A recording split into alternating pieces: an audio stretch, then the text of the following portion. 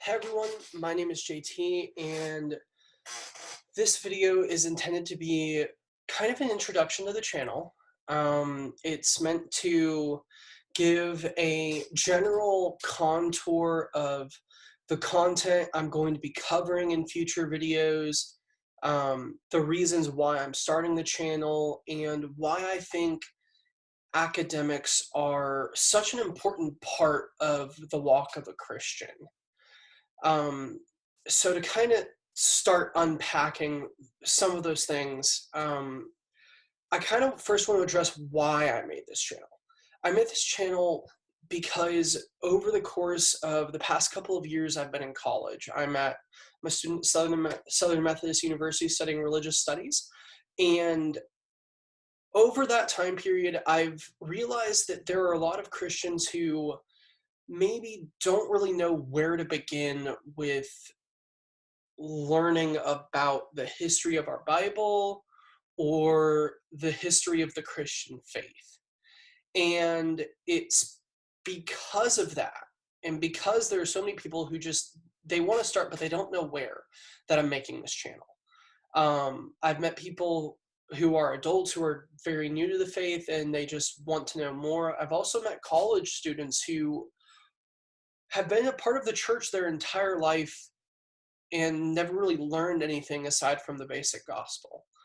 Um, and so that's why. It's because I care about people who want to know more but don't know where to begin. I'm going to be covering material like my first video, which is the political and cultural world that Jesus was born into. So that involves some history from about 200 years before he was born and some of the recent events that happened decades prior to his birth. Um, Other things I'm going to be covering are going to be things like, well, what was the Reformation? Why is it important historically? And are there any political and cultural factors that led to it? The intention of this channel is not to be necessarily theological. It's not meant to necessarily be historical information for the use in apologetics. It's meant to be academically sourced historical information that can give Christians a better understanding of the background, events, and atmospheres and environments that events in Christian history occurred in.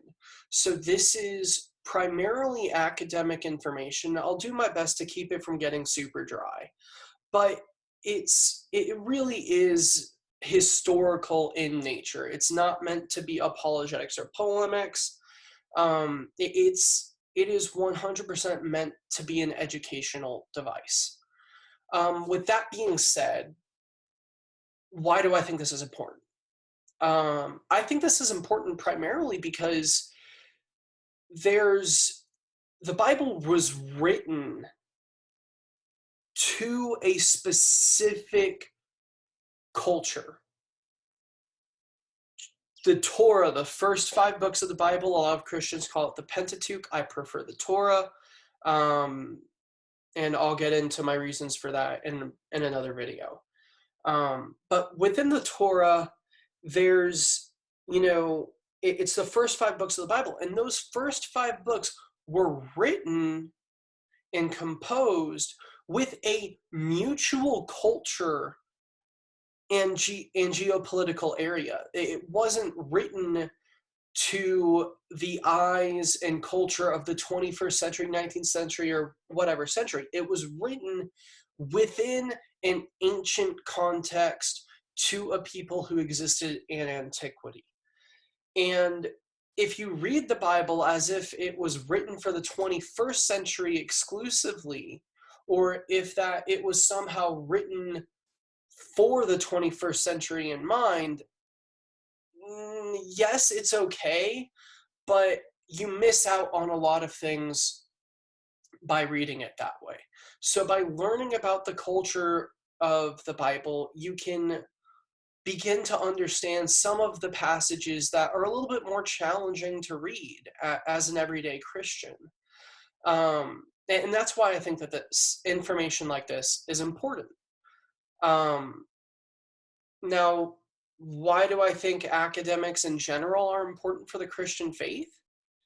Um, it's because, throughout the New Testament and the Old Testament, we have this command of love the Lord your God with all your heart, with all your mind, with all your strength. It's this idea of you love God with every part of you. And the field of apologetics aside, putting that aside, in general, the vast majority of Christian resources focus on spiritual development, but they don't really focus on, developing that person's academic knowledge with regard to Scripture and Christianity. And over what I've seen within my own life is that that has caused generations of Christians to have the basics of the gospel, but they don't actually understand it. They can respond correctly, but they don't know why that's the answer. And the danger for that becomes increasingly evident within the college age range because you have people who are being exposed to brand new ideas who don't know what to do with them, don't know how to make sense of them from a Christian framework. And so people turn away from the church.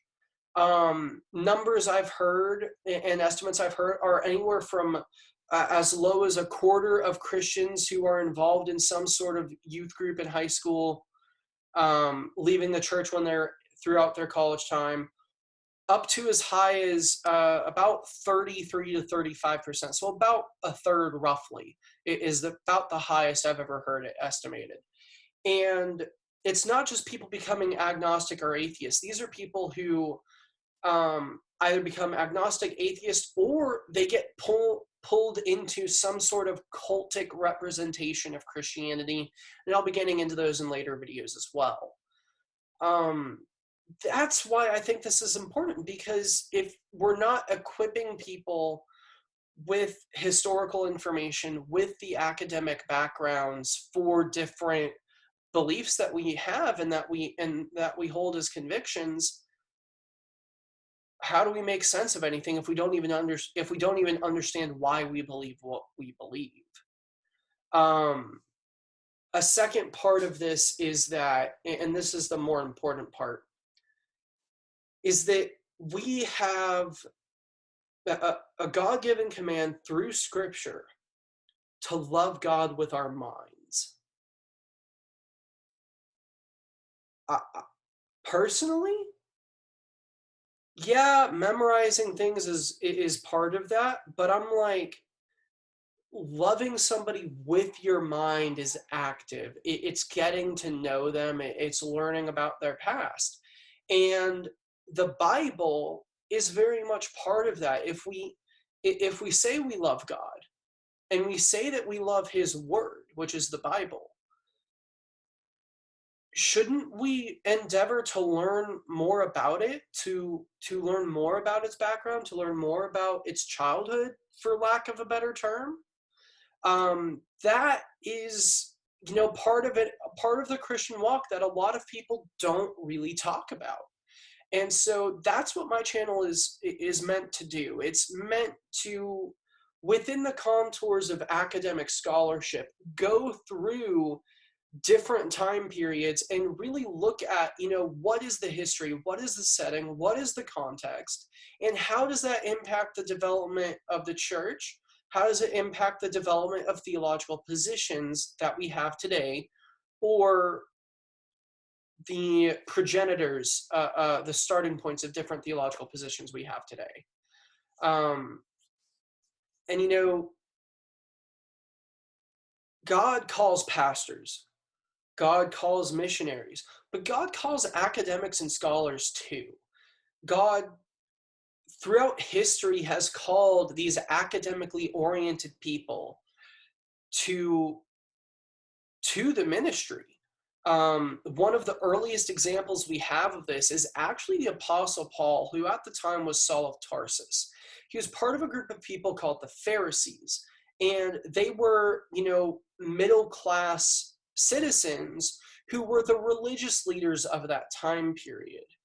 Um, so he was a scholar and he was called into mission work, but because of his scholarly background, he could engage with people in a way that some of the other apostles didn't have the background or training to be able to do.